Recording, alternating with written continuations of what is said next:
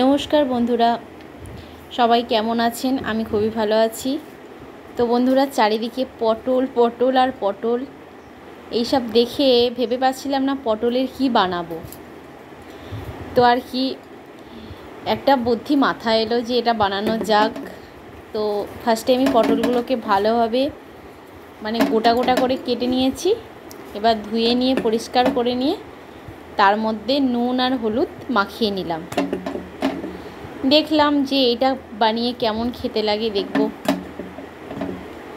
তো এগুলোকে ভালোভাবে নুন হলুদ মাখিয়ে নেব। তো এগুলো হয়ে গেছে। এবার কড়াইয়ের মধ্যে সাদা তেল দিয়ে দিয়েছি। এবার একটু নুন দিয়ে দিলাম। তেলটা একটু গরম হয়ে যেতে দেব। গরম হয়ে গেলে আমি পটলগুলোকে ভালোভাবে তেলের মধ্যে ভেজে নেব। বন্ধুরা, ভিডিওটা আশা করি তোমাদের খুব ভালো লেগে থাকবে। ভালো লেগে থাকলে অবশ্যই আমার ইউটিউব চ্যানেলটিকে সাবস্ক্রাইব করে দেবে। আরও অনেক নতুন নতুন রান্নার ভিডিও পাবে, যেগুলো আমি জানি আর যেগুলো না জানি সেগুলোই চেষ্টা করব ভালো করে বানাবার জন্য। তো বন্ধুরা, পটলগুলো ভাজা হয়ে গেছে। এবার ওই তেলটাতেই আমি একটু গরম মশলা আর একটু সাদা তেল আর অল্প সর্ষের তেল দিয়েছিলাম। আর তার মধ্যে একটু চিনি দিয়ে দিলাম। চিনিটা অনেকে মশলা ফোটার সময় দেয়, কিন্তু আমি আবার তেলের মধ্যেই দিয়ে দিই। দিয়ে একটু যখন লাল মতো হয়ে যায় তখন অন্য কিছু মশলা দিয়ে এইভাবে করি, যাই যেটা ভালোবাসে করতে।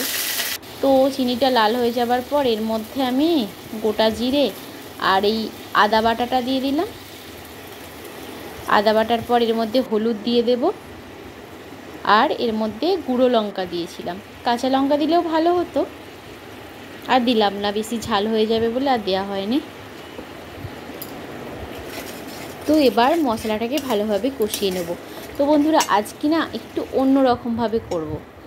প্রত্যেকবারে পেঁয়াজ রসুনকে আগে ভেজে নিই, কিন্তু এবারে পেঁয়াজ রসুনকে আগে ভেজে নিইনি। এবারে মশলাটাকে আগে কষিয়ে নিয়েছিলাম অল্প করে, তারপরে এর মধ্যে রসুন আর পেঁয়াজ দিয়ে দিয়েছিলাম। দেখা যাক এইভাবে করলে কেমন হয় খেতে। বারবার তো একই রকমের রান্না তো ভালো লাগে না।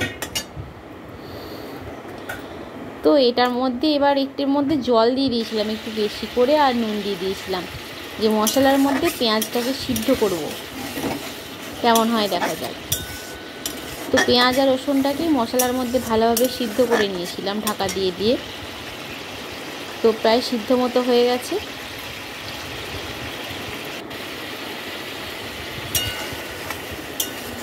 একদম মশলাটাকে কষানো হয়ে গেছে। এবার এর মধ্যে ভেজে রাখা পটলগুলো আমি দিয়ে দেব। পটলগুলো দিয়ে ভালোভাবে কষিয়ে নেব।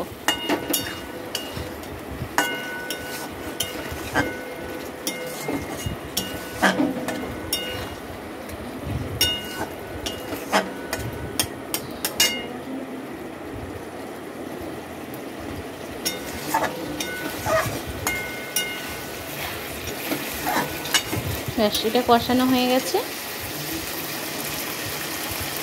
এর মধ্যে লবণও দিয়েছিলাম আর একটু টমেটো সস দিয়ে দিলাম, যাতে একটু টক মতো খেতে হয়, ভালো লাগে খেতে। বন্ধুরা, ভিডিওটা ভালো লেগে থাকলে অবশ্যই লাইক করবে, কারণ একটা লাইক অনেক বেশি মূল্যবান।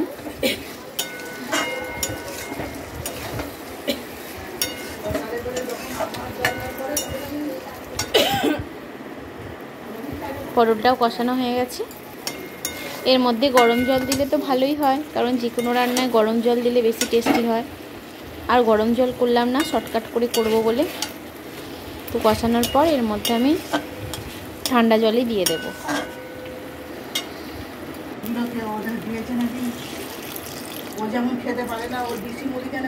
ঠান্ডা জল দিয়ে এর মধ্যে এটাকে অল্পক্ষণ ফুটিয়ে নেব, কারণ পটলগুলো তো ভাজাই ছিল, অলরেডি সিদ্ধ হয়েই আছে। শুধু মশলার গন্ধটা কাটাবার জন্য একটুখানি ফুটিয়ে নেওয়ার দরকার।